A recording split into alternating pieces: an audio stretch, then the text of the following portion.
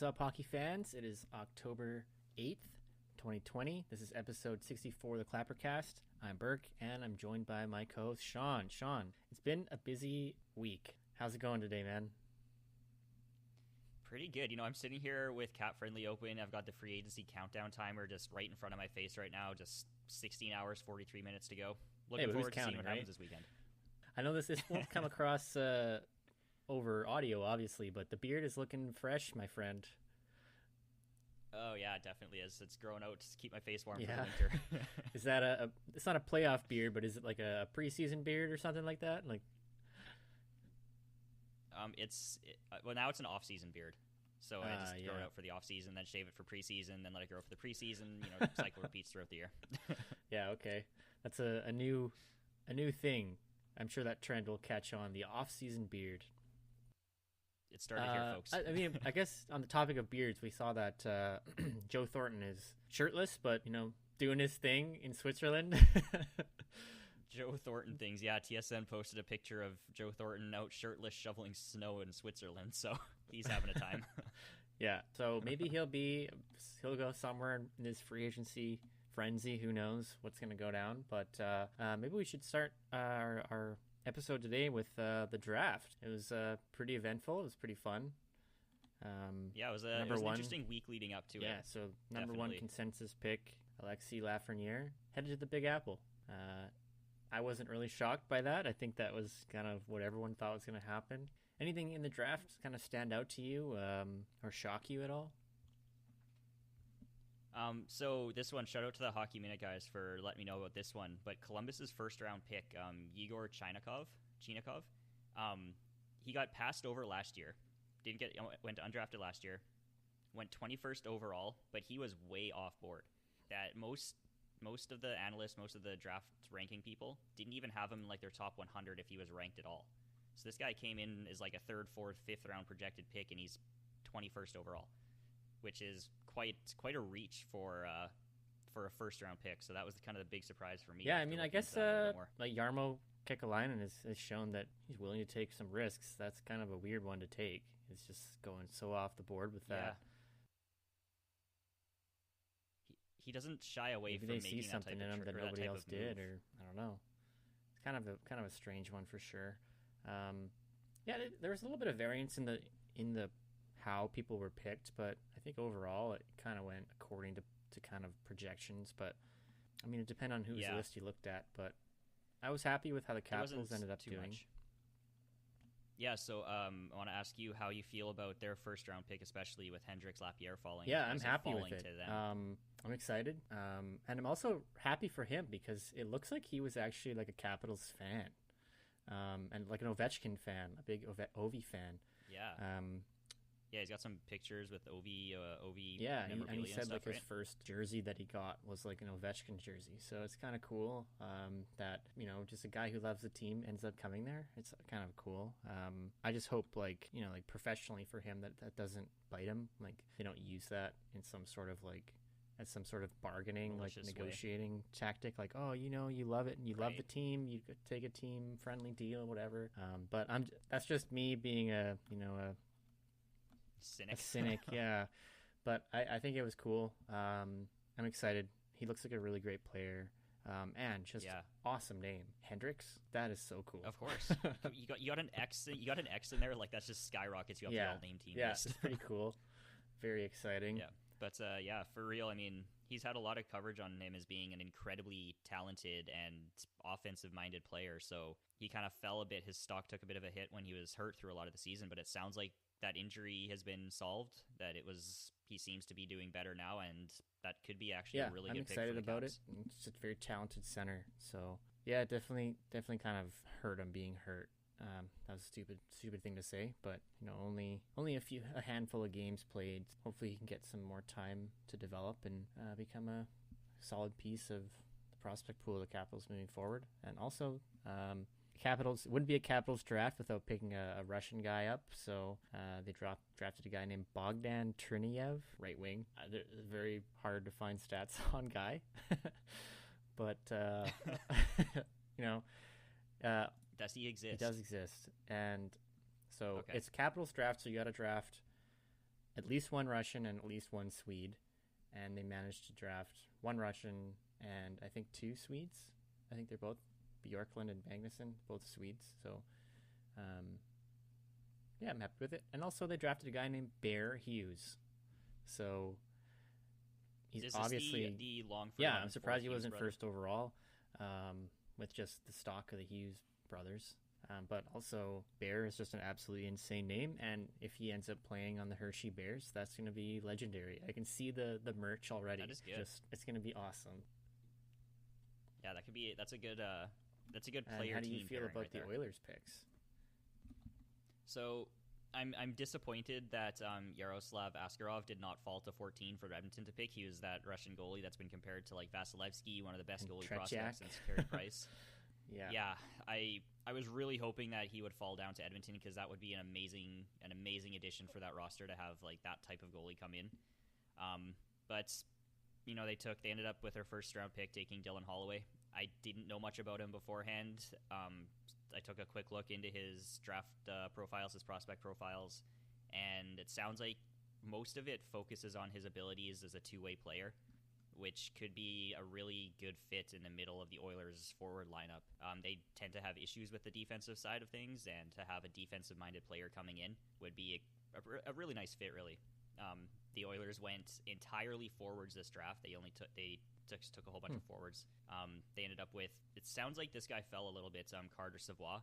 He's a pretty offensive player playing in Sherwood Park, so that could be a decent pick there. And one other little cool thing is that one of their 5th round picks, Tyler Tullio, he actually has a picture of himself as a kid with Connor McDavid in Erie. Yeah, so that one got unearthed and posted on the Oilers Instagram earlier today. So that's a pretty cool picture as well, to have that connection to the player already. So the Oilers have drafted for their second pick in 2 years in a row, Savoie and Lavoie. Yes, correct. I said yeah, trend. So who's going to be next year? It's just like, wait, isn't there like a really, really high profile player with the last name Savoie, like ranked like first or something for 2021? If there is, the Oilers have to get him. Have to follow the trend. Yes. But yeah, the Oilers didn't have a second or a third round pick. So overall, how do you think that they did? Because I think they had two fifth round picks, right? Yeah. So they ended up trading the third because they actually kept their third round pick from the James Neal thing because they're giving Calgary next year's pick. So they kept their third, traded it to San Jose for a 4th and a 5th or something like that. And honestly, like these late round picks, I don't know anything about them really, and it's really kind of hit and miss on whether or not they ever pan out into anything. I like the fact that they kind of focused on the forward side of things because first off, they develop quicker. So if they do turn into good players, then they get their trade value up faster. And the Oilers also are full on defense. They don't need defensive prospects. Right. Taking goalies in the late rounds kind of weird because they usually take 5-6 years before they're even NHL ready. So I feel like the forward focus is probably a decent draft strategy at this point. I'm sure you've heard the news that Clefbaum sounds like he's going to be out for a significant amount of time. But I mean, yeah, I don't know if like a player being injured ever really helps, but kind of helps address that logjam a bit at the back end. Just having someone else be able to step up into that position once they start getting games in. Yeah, helps some of the defensive prospects develop and kind of get their taste of the NHL, get their trade value, get seen by other teams if they happen to be a trade piece, get their own place in because for example, Adam Larsson's contract ends after next season, right. And he's being very early touted as possible expansion draft bait for Seattle. So they'll need a defenseman to come in there. Yeah, probably. they've got a lot of good young defensemen that can pop into some of those roles. So I think it makes sense to go all forwards in the draft. It's always interesting to see when someone goes heavy in one position. Other than that weird Columbus thing, anything kind of stand out to you at all? Montreal had the 47th and 48th overall picks, and they drafted Luke Tuck and Jan Mysak. So that looks good on the draft board. Tuck Mysak. Wow. That stood out to me. Just the one thing that kind of was, I thought was kind of a cool thing for one of the teams to do was when the Sharks drafted Ozzy. Was it Wiesblatt or Weissblatt? I think he was the 30th or whatever, 31st or something pick in the first round. Yep. His mother is deaf, and so they signed his name with American sign language and then announced the pick. Yeah. So that was kind of That's cool, a really cool little for them move. to do that. One of those nice, like, I don't know how to describe it, just Considerations, yeah, accessibility just things. like it shows that they knew more about this guy than he's a hockey player, and they it's kind of Yeah. one of those nice things for an organization to do for a new hire. Like Yeah, really. And I mean, it's cool for his family too, because his mom gets to celebrate fully with everyone else as it happens. I guess it right? started before the draft, but we've seen a number of players get bought out, and it seems like every team is just buying out a player. Like, it just seems so prominent right now. But when you actually look at the numbers, it doesn't seem too far off of the normal numbers. Yeah, it's just so many happened in like a couple of days span, and it's like it's bigger so it names kinda than got we're used to. started off by Bobby Ryan. The Senators announced that they were going to buy him out. And so Bobby Ryan from Ottawa, Henrik Lundqvist on the New York Rangers, so solved their goalie issue. Looks like Georgiev and Shesterkin are going to be the guys. Michael Grabner from the Coyotes. Jack Johnson, even though he's a fundamental piece of their defense that Todd Reirden said. He got bought out. So soon after the vote of confidence Yeah. from Rutherford too. I mean, I guess it looks like Torts kind of gets the last laugh on that after that weird back and forth that Tortorella and Rutherford had after that trade. Or the signing, I mean. Justin Abdelkader got bought out by Detroit, so I think that one's huge for them just because he had, like, I think, 3 points in, like, 49 games last year? Like, he's just been... He had about as many points as the team did. I think he got about as many points as he has years left on his contract. So 3 points. Yeah, 3 years left. God awful contract. So look out for a cheap Abdelkader signing on the Oilers, Sean. Watch out for Holland. Oh, I'm actually worried about that. He's already shown a tendency to just go after his old players already, so I'm worried that Abdelkader is going to get some giant. Yeah, watch the contract from Oilers Edmonton. pick up Trevor Daley, Jonathan Erickson, Justin Abdelkader. Yeah, Jimmy Howard. Oh man. Carl Alsner got bought out from Montreal. That was kind of one of the least surprising, just based on him never really playing there. I mean, as a Caps fan, Capitals fans all kind of knew that he was done when that happened. He just hasn't been the same. He was a Warrior for so many years, and his body's just broken, I think. And then one of the bigger ones is Kyle Turris. Got bought out by Nashville. Yeah, so that's kind of huge. Looking at the buyout calculator there, that he's on Nashville's payroll for 8 more seasons at $2 million a year, I think. So that's pretty significant. That's going to be a huge kind of just dead weight cap space. Yeah, that's going to be pretty significant for them. And there's been rumors for a few years now that they kind of were shopping him and trying to move him around, and he was kind of the odd guy out. And I guess the cap situation for next year just kind of forced their hand a bit. Which with a lot of these guys too. Yeah, I mean his contract itself he was still under contract for 4 more seasons at $6 million per year. So that's a hard one to move. But now they're kind of stuck with a lot of just dead cap space for 8 more seasons. Not ideal. Nashville also bought out Steven Santini. Not as huge of a contract there, but adds up. It's only 1 year on that one, I think, or 2 years. I believe he was part of the right Subban trade. And then Columbus bought out Alexander Wenberg, so another guy that kind of has been rumored to be like one of the odd guys out in his trade rumors, and has been benched, or not benched, but has kind of ridden the pine a lot. Yeah, he underperformed big time in Columbus, so he was either getting traded or bought out. That he wasn't living up to that contract that he had left. And then kind of the big one from today, that was one of them, but the bigger one is probably Corey Schneider being bought out in New Jersey. Again, not really surprising. Hasn't been very great.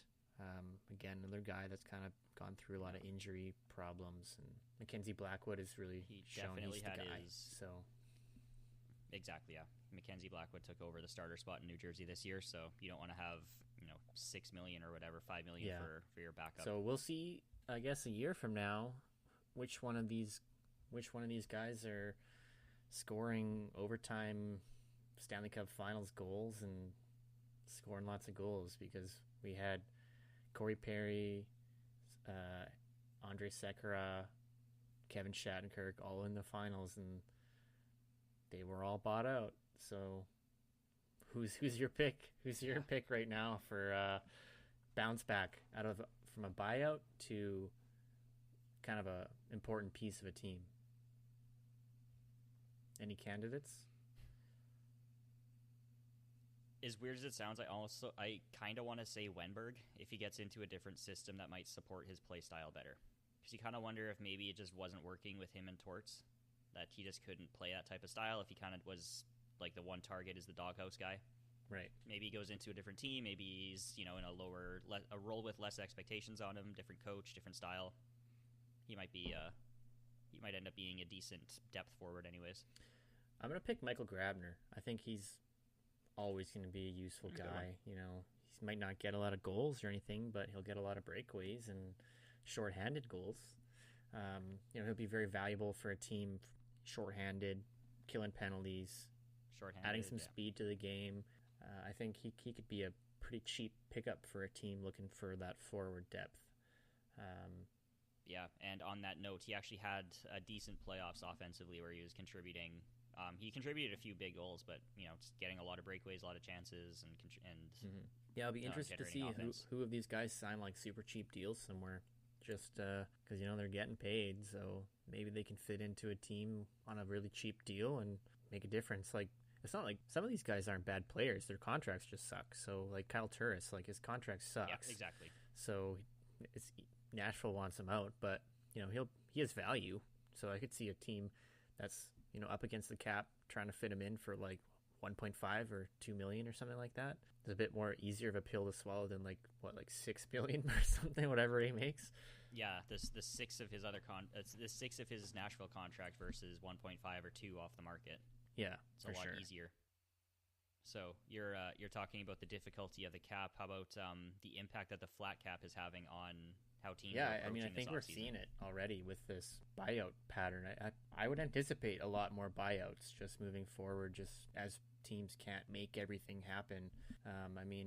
We've already seen quite a few, and there was a lot last year, but just the names of guys and just the amount of money involved seems a lot higher. So, it seems like teams are struggling to make everything fit and to still ice a competitive team. So, just having to make tougher decisions, like we just saw, Pittsburgh get rid of Matt Murray and make Tristan Jarry the guy. But, if they'd had extra cap space, maybe they wouldn't have had to do that. Maybe they could have a 1A, 1B situation. But to fit everybody else in and to make the moves that they want to, they couldn't do it. So I think it's going to have a tremendous impact. And you had a lot of guys signing contracts like the last couple of years, just banking on the cap going up and like the new TV deal and everything.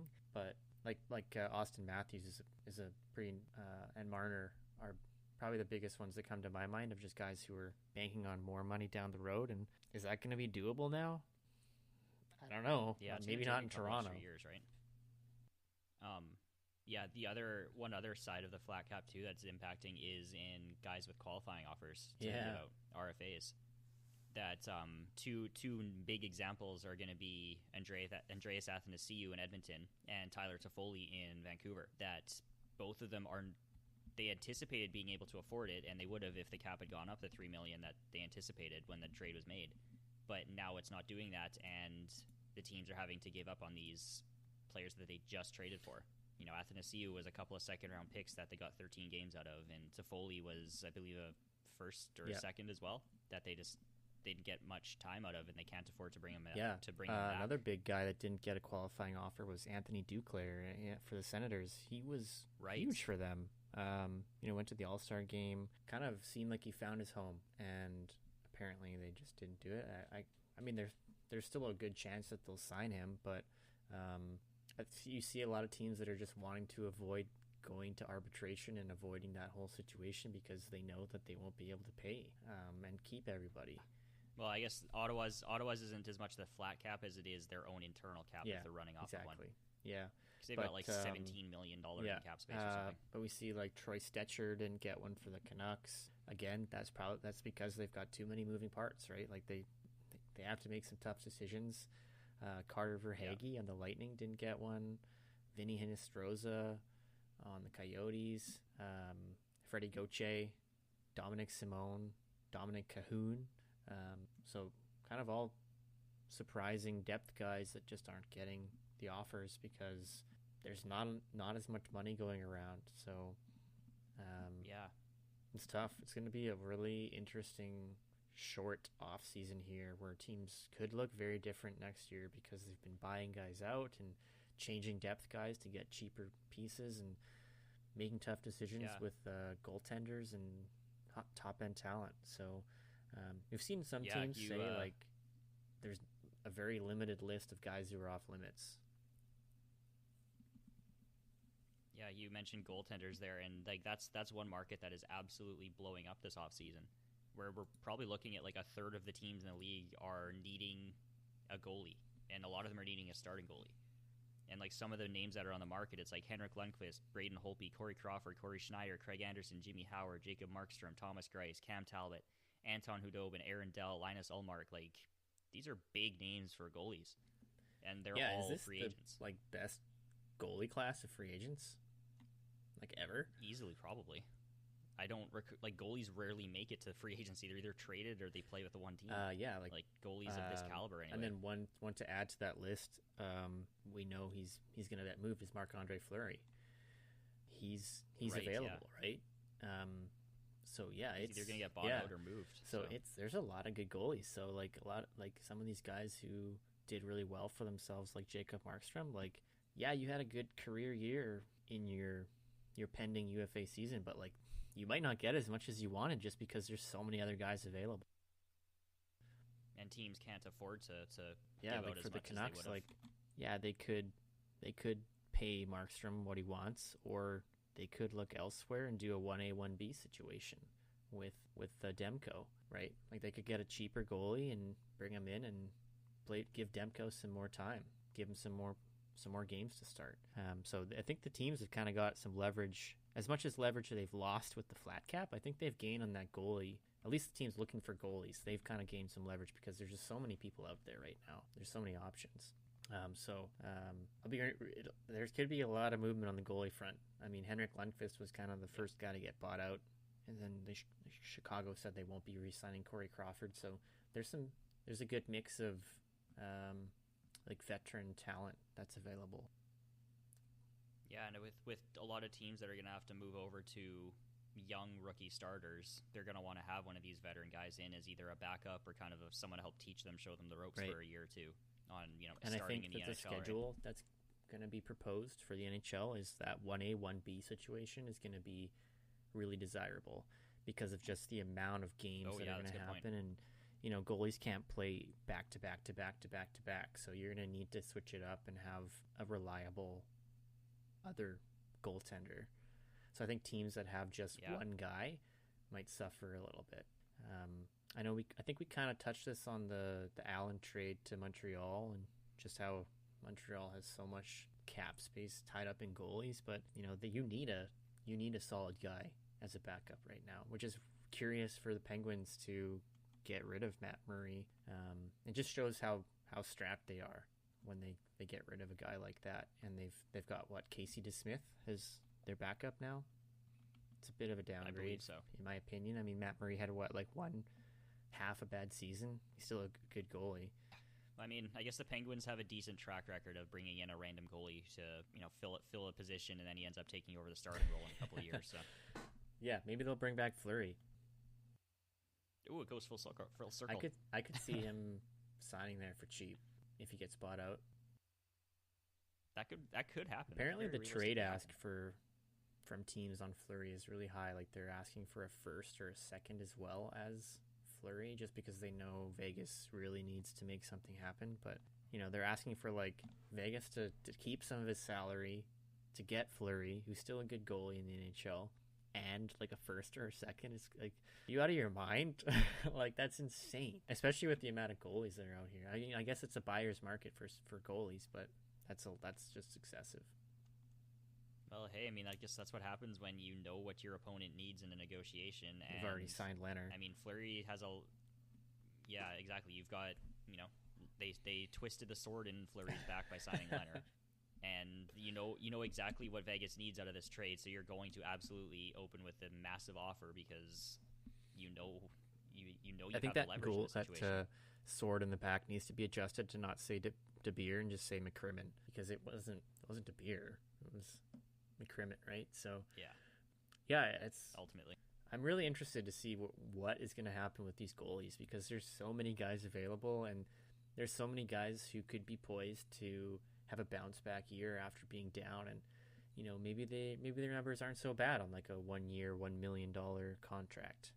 Like Henrik Lundqvist struggled, Corey Schneider has struggled, but if you sign up for cheap, whatever, Yeah, not a big deal. you get like sometimes it's all it takes. I mean, you do that with forwards and stuff all the time. You trade a couple of underperforming forwards as a fresh start, so to speak. Yeah, I mean Corey Perry, Change of Shattenkirk, scenery, and sometimes it that's works. all you need for Yeah, motivation to sign some of these guys is, yeah, maybe they haven't been amazing, but they're still good players and can make a difference on your team. And yeah. I mean, maybe you put Lundqvist on a team that has actual defense, and maybe he's actually okay for another year. that's why I'm worried if he comes to the Capitals, because Capitals have zero defense, and I don't know if Lundqvist is still able to bail him out. It just came out that, like the Oilers, missing Clefbaum for a few months, Capitals are going to miss Kempney and for 6 to 8 torn Achilles. So yeah, a team with no defense having a goalie that plays that far back in the net could be rough. But I think they need some veteran leadership, and Lundqvist is just an all-around great guy, and I think he'd be really great to have just in the community and in the organization, even if it's just for a year. Yeah, especially like I mentioned before about having these young goalies starting. The Caps, starter is now going to be Ilya Samsonov. He's going to need. It'll be good to have Lundqvist around if he signs there to, help mentor the kid, right? Yeah, I mean, I could see the Caps going after Hudobin just for the Russian connection. That'd be a good one too. It's going to be a real different league, and I'm very excited about where everybody's going. So, speaking of changes, there's been a few trades that have happened. I mean, we kind of mentioned Matt Murray. He ended up getting traded to the Ottawa Senators in exchange for Jonathan Gruden, not John Gruden, the coach of, in the NFL. I had honestly never heard of this guy. I think I don't know who he is, and a 2020 second round pick. So good for the Senators. They mentioned that they're not going to sign Anderson, so another goalie who could be available to a team looking for a guy for a year. But yeah, I think it's a great trade for the Senators. Honestly, I'm not sure if this situation on a team that's not really supposed to be very good is going to be a good spot for a bounce back year for Fleury, or for Murray, pardon me. But I mean, he's still a decent goalie, and he's probably he's got experience. He's won 2 cups. Like, could be a good guy to have around the rest of the team. And I think his family is like from the area or something. He was talking about being excited to home and stuff. So probably an all around good situation for him. Yeah, he's from Thunder Bay, so it's a bit closer. I think Ottawa's still a long ways away because Ontario's huge. Ottawa's really poised to be a young skating team. Like, as much as that was a meme about how we're a team and we're a skating team, like, it's gonna be, it could be real. Like, they've got a lot of young guys that are gonna get a lot of opportunity here, and I really hope that they're not gonna be like 2010 Oilers, like just have way too many young guys and just kind of screw with their development. Honestly, it all depends on if they bring the right veteran talent in. Because I mean, the main one, like they're kind of just getting rid of all of their older players, all their veterans, and just bringing in a whole bunch of new guys, a whole bunch of random players from elsewhere to fill the gaps. And that's exactly what Edmonton did. They just kept bringing in veteran talent, expecting them to be leaders. They bought out Bobby Ryan after that amazing comeback from alcoholism, which was a great story last year, and they bought him out. And I get it because his contract sucks, but it seems like one of those ones that kind of sucks for the locker room, because that was a huge thing to come back from, and really great story for the team and just all the fans. And then they've mentioned that they're not going to sign Borowiecki. They're not going to sign Anderson. So yeah, the team's definitely changing. I mean, maybe that's a good thing because they've kind of come. I mean, nobody remains from that cup run that they had, except for Colin White. Who is it? Colin White. Yeah, Colin White. Colin White. Yeah. Yeah. He only played like a game or something, but so I mean, I think that team. kind of goes both ways. I mean, there's definitely some definite cons to completely overhauling your team in the matter of like three years here, but maybe that's good. Maybe not having any connection to the past and to any bad blood that was there might be good to kind of cut that Erik Karlsson, Mike Hoffman kind of situation out and just completely overhaul the team and go in a new direction and have a lot of good opportunity for young players. So we'll see if they are able to manage that. They also traded and acquired Erik Goodbranson for a 5th round pick. So I mean, I'm definitely not a fan of Erik Goodbranson, but he is definitely a veteran guy. So he might be able to stand up for some of these younger guys. I mean, he didn't do that in Vancouver. I mean, I think he was on the ice when Pettersson got slammed by Matheson. He didn't do anything, but he actually stood up for guys in Pittsburgh when he was there. I'm not sure if he did in Anaheim. Anaheim's definitely seems like a lot of guys on that team can stand up for themselves. So I just want to point out that right now, the right-handed defensemen on the Ottawa Senators are Nikita Zaitsev, Erik Goodbranson, and Josh Brown. So that's a solid lineup right there. Zaitsev was still not great on the Senators, as Leafs fans were pointing out to them. Don't expect a lot from this guy. So yeah, we'll see how that right side adds up.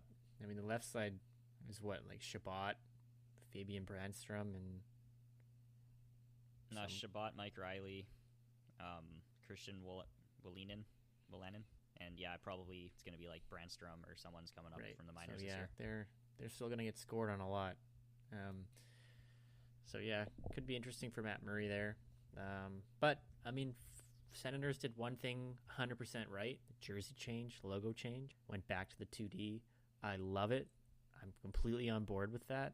I might even buy some gear because I had some growing up and I love that logo and the jersey. It's just awesome. So after I buy my Heiskanen jersey, I think that's that's next on the gear is to get some Senators stuff. And I really am pulling for them. I really hope that they can turn it around and get back in. But I really do think that they need to stop having that internal cap if it's real, and it looks like it is. They have to figure out a way to get over that. Because they're going to have all of these young players needing massive raises within a couple years of each other. And that's going to be... They can't let them all go again. That would just break everyone's heart, and the team would end up moving to Quebec City. Like, they have to find a way this time to I don't know if they do it through sponsorships or TV deals or what, but they have to find a way to get more money. And I know that they're trying to do that arena thing, making the arena closer to actual Ottawa proper. So fingers crossed for them. Maybe this just apparel and jersey sales in itself with the switch. Yeah, well, more higher profile players, because obviously guys like McDavid, Crosby, Ovechkin, the higher profile stars sell more jerseys. So when Stützle, maybe Kachuk, Shabbat and Brandstrom kind of take off a bit more. Like, I don't think they're done yet. I mean, I don't think they have a serviceable team right now. So we'll see what they're able to do. According to Cap Friendly, they currently have 3 forwards under contract, so they're going to have to find a couple more. Jesus Christ, are you serious? Unless it hasn't been updated, but I'm looking at the list and it's like the only one still on here is Duclair that might come back if they can sign him without the qualifying offer. But they've got 3 contracted forwards right now. Colin White, Anisimov, on the NHL roster. Wow. There's more in the minors, of course, but they've got some work to do. NHL roster. Jeez. Yeah. Wow. Okay. Well, we'll keep an eye on that front. It's just how crazy that's going to be. Anyway, so there were some other teams making trades too, besides the Ottawa Senators. So Minnesota Wild acquired Nick Bonino. That hurts me to say as a Caps fan. 2nd round pick in 2020 and a 4th round pick for Luke Kunin and a 2020 third-round pick. And I remember Kunin is one of the guys that you picked out in your preview for last year, wasn't it? Kind of one of the guys to watch for them. Yeah, he's sort of poised to kind of take on a bigger role with the team last year, and he did okay. Like, Minnesota kind of struggled a lot through the season, but Kunin himself was playing okay. He didn't stand out too much, but I think this is probably a decent trade for Nashville. They kind of get a cheaper, younger player. He might fit in a little bit better with Nashville's system, but Minnesota gets another guy. I mean, Bonino's experienced. He's got some offensive talents. I think it'll probably work out. It's probably one of those ones that works out. I can never get a read on Minnesota's trades. They a while back when they traded Eric Staal for Marcus Johansson. Right? Yeah, it's just weird. They got Bjugstad. They got Marcus Johansson. I'm a big fan of Mojo, but trading away Eric Staal for Mojo seems kind of weird, and then getting Nick Bonino. So it seems like there's a mixture of getting older, but also, like, I don't know. It's a continuation of that strategy that we couldn't tell if they were going for a rebuild or a cup run. That they're doing both at the same time. Yeah, it's kind of tough to get a hold on what exactly they're doing. So, well, I don't know. Change in management, but still doing weird things. So, anyway, Kings acquired Elias Anderson from the New York Rangers for a second-round pick this year. So, kind of Redding was on the walls for that. Yeah, Elias Anderson seemed like his time was up. Start. There was kind of that story that came out where, what was it? He was saying like there was just like it was a bad environment for him mentally, and then he kind of like stopped playing altogether, and so maybe switch of coast and the most dramatic switch possible here. So maybe this will be good for him. Hopefully the Kings can turn it around for him. And they've got some opportunity for him, and Rangers can use that pick for sure. Florida Panthers, Columbus Blue Jackets. This is my favorite name trade. Panthers acquired Marcus Nudavara, D-man, who was injured for a lot of Columbus's playoff time this season. And the Columbus Blue Jackets got Cliff Pugh, who was, I think, most well known for being involved in that Jeff Skinner thing, right? Yes. So this trade, I need to point out, because this trade is essentially just a cap dump for Columbus, that they're just getting rid of Nudavara's contract for a cheaper player, because you're basically looking at a serviceable top 6 defenseman for a fringe AHLer. Yeah. So this is basically Columbus trying to get rid of some cap space.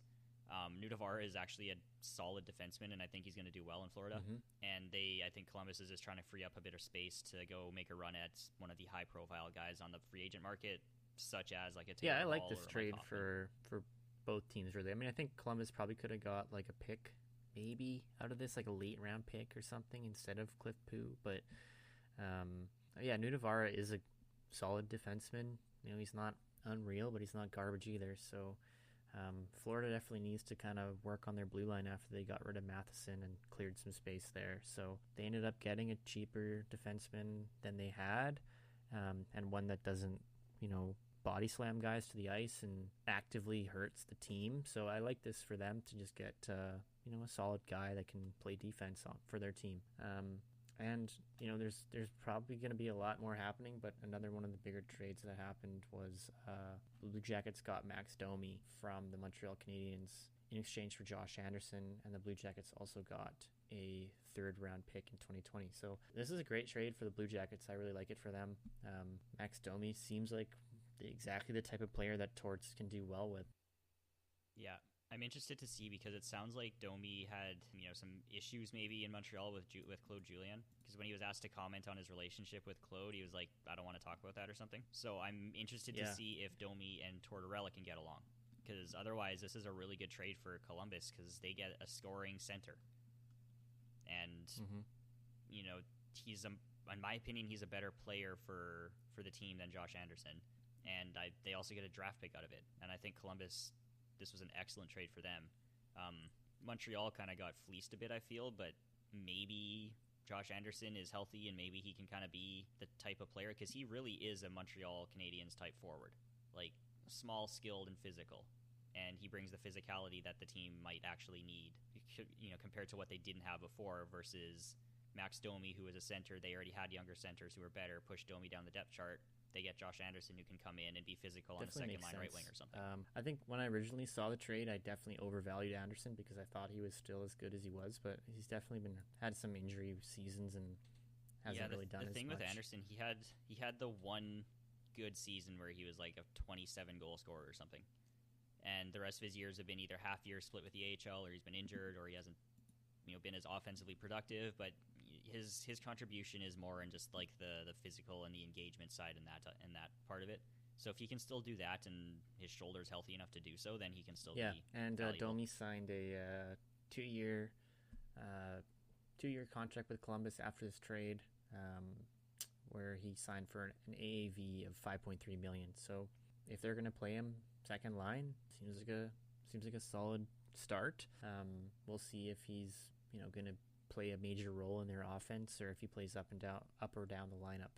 But it seems like a good trade for them. Kind of seems like to me like a bit of a almost setting up for a replacement for like Nick Foligno, almost like kind of that similar kind of style where can play both ends of the rink, kind of engages in that physical game for sure. Fights, gets into that aspect of the game as well. So it seems like a good trade for both teams. And then I guess the last one that I kind of wanted to comment on here was the Sharks acquired Devin Dubnyk and a 7th round pick from the Wild in exchange for a 2022 5th round pick. So this one's kind of a head scratcher for me for both teams. I don't really understand the Sharks getting Dubnyk. Well, I don't know if all the new. Remember earlier in the episode we were talking about how teams are going to need that 1A 1B situation for moving forward. The Sharks are doing that. They just ended up with a 2A 2B instead. Yeah, it's weird. Like it's just a weird move. Yeah, they literally now have 2 of the statistically worst goalies in the NHL over the last 3 seasons as their tandem. So I'm confused. Don't get it. I don't get why they didn't stick with Dell. Or, wait a week for the amazing free agent goalie market that just opened up. And then for the Wild, doesn't seem like they got a lot back. I mean, I know Dubnyk's not great, but to give up Dubnyk and a 7th in 2022 and get a 2022 5th back, like I said, I just don't know what this is doing for them. I guess it's shedding Dubnyk's contract, but I don't know. It seems like a bit of a weird one. So the Wild are kind of all over the place.